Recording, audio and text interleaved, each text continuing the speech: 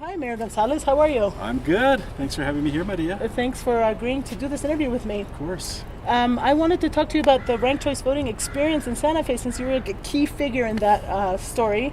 And I want to ask you a couple questions about that. Sure. The first thing I want to know is you were one of our biggest champions in the governing body to make sure that ranked choice voting gets implemented in Santa Fe. And you were the mayor at the time. What was your reasoning to support this issue? Well, two reasons. One, the people of Santa Fe decided long before I arrived at the mayor's office that they wanted ranked choice voting. But they also understood that there had to be a point where technology was in place to allow for it to happen in a way that you could assure that the elections were done properly.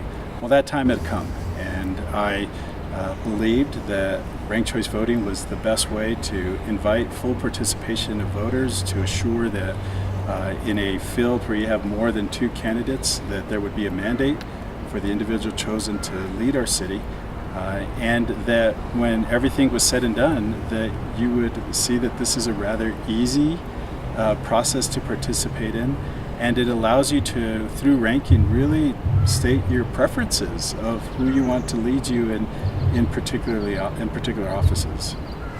And so when we started this this fight in the city, we all were still expecting that you were going to run again. Mm-hmm. And then somewhere in there you decided that you weren't going to run for re-election. But this conversation continued, and the legal fight continued and all that. How were you thinking about it, knowing that you were not going to be running in that election?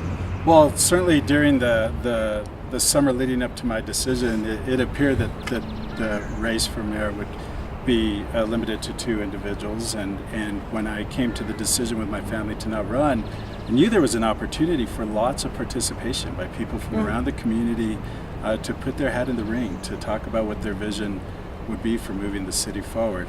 I also believed that the importance of making sure that there was a mandate when you have more than two people in a field to lead our city was critical, especially because we were moving to a full-time form of mayor, and the mayor is going to be getting a full-time salary. And so the idea of ranked choice voting, the mandate that the public gave to us, became even more important in my own mind. And as we know, change is very difficult. It is largely the fear of change is the unknown. Ranked choice voting had never been done in our state. It had been done in other places and proven to be effective, but not here. And I was having to chair city council meetings, listening to the council members of really good intention struggle with how do you introduce a new style of voting to the voters, and really resist, quite honestly, the need to implement it. And of course, after the courts mandated that the city implement ranked choice voting, what we saw was a coming together of the community to educate, to really make sure, whether it was in community centers or online or in multiple languages, that we did everything we possibly could to assure that as a voter walked into the ballot booth, that they understood how to rank their choices for mayor, and to leave there feeling like they fully participated in their community election. I know that when you got elected in 2014, that was a very contentious race. Yes. And one of the benefits of ranked choice voting is that it incentivizes civility in the races. Can you share a little bit about how you saw that happening in real time here?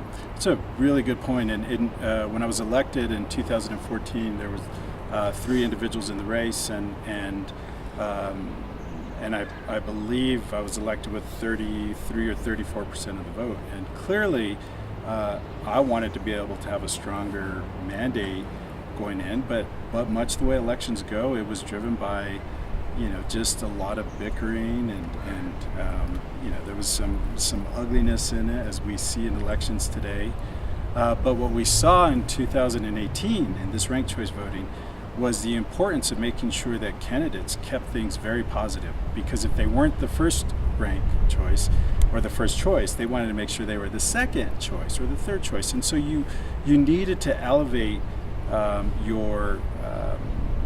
yourself into a way that showed that you could get along well with people who disagreed with you, and that you were able to handle some of the attacks that potentially would come at you from your opponents, but those attacks needed to be done in respectful ways. So there were disagreements that occurred in the candidates and what they viewed should happen, but they were done in a way that I think the voters really appreciated, so that when it came time to vote, there wasn't a lot of anxiety over ugly campaigns and divisions in the community as a result of a lot of negativity. And so what we saw was an ability for the city to come together very quickly right after the election and to begin the system of governing with the new mayor and the new city council.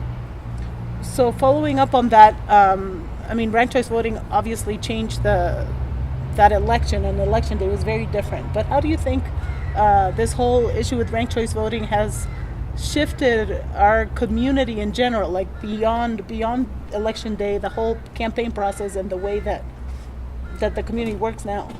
My dad raised us with a simple saying, "Su voto es su voz."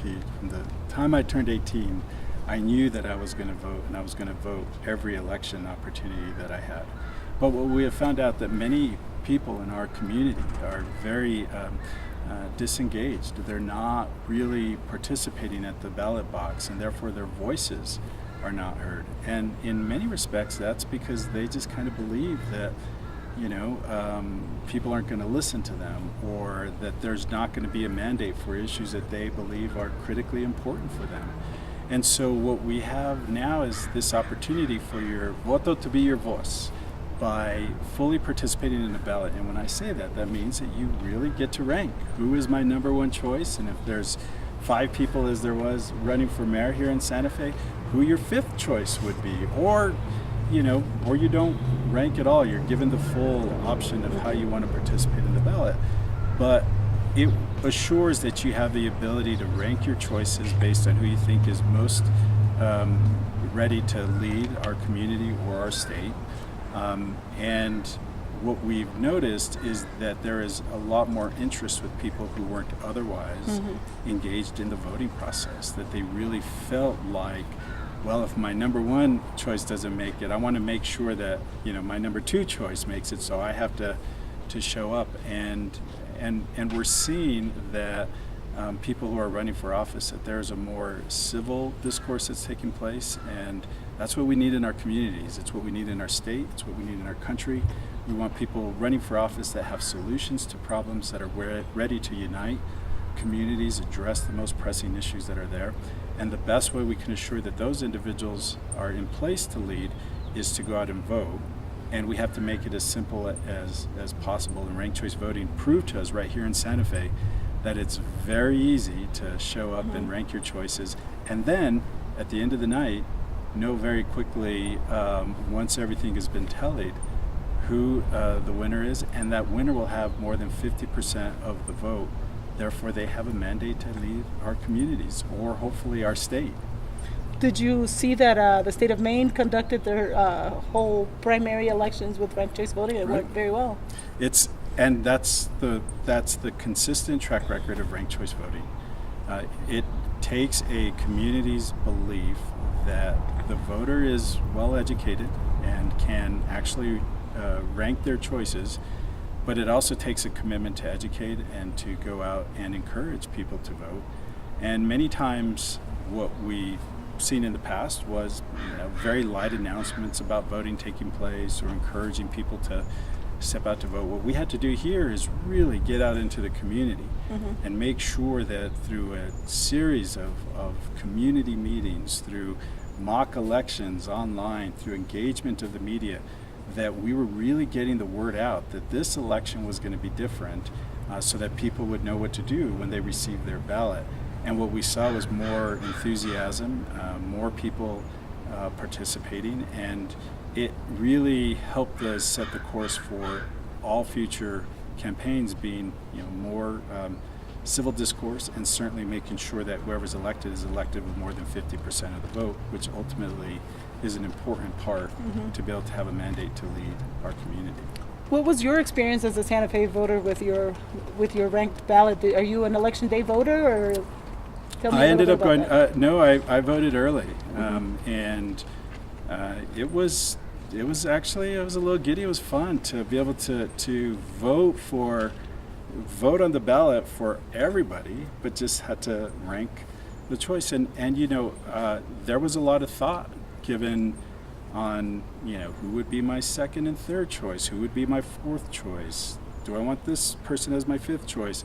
I kind of knew who my first choice would be going in there, but that need to really think through, if this person doesn't win, who would I want to be the next person to serve? That gave me that opportunity to be able to participate in that. And if that person didn't win, who would be my third choice? And so the fact that you're able to rank your choices, and to know that with each ballot, as you get to the 50 plus 1% or the 51%, you are participating. You're actually voting each time. And I know that early on in the conversation, it's kind of hard to understand how that works, but Santa Feans got it very quickly after we began that educational process. You ranked all 5? I ranked all 5. Well, thank you for that. I ranked all 5. And really, that's a message sent to everybody, is that fully participate in the ballot. Yep. Don't, whether it's 3 or it's 12, don't leave out a ranking, because you just never know how many ballots there'll be. But the most important thing is that you're in on every one of them through ranking your choice, and by doing that, you assure that when ultimately there is a winner that is declared, that you fully participated, and your vote was counted on every ballot, and the person that was ultimately elected has a mandate to go forward. I want to thank you so much, Mayor, for being a champion for this, for implementation of ranked choice voting in our community. That was very important to have your voice there with us, and I am just so pleased that we had such a positive election. It was very nice, and the thanks goes to the people of Santa Fe who got it way before the politicians got it, and it's a strong message out to anyone who's sitting in elected office that might fear the change. If you don't, the voters will implement this, because they know it's a fair process, that there's more participation, and there's more transparency in how a winner is ultimately declared.